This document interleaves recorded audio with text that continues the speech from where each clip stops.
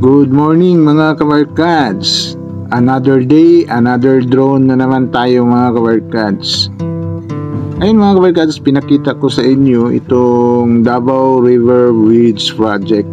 Isang malaking project din dito sa Davao City. Itong tulay na ito yung magkukonekta sa coastal road dito sa Davao River.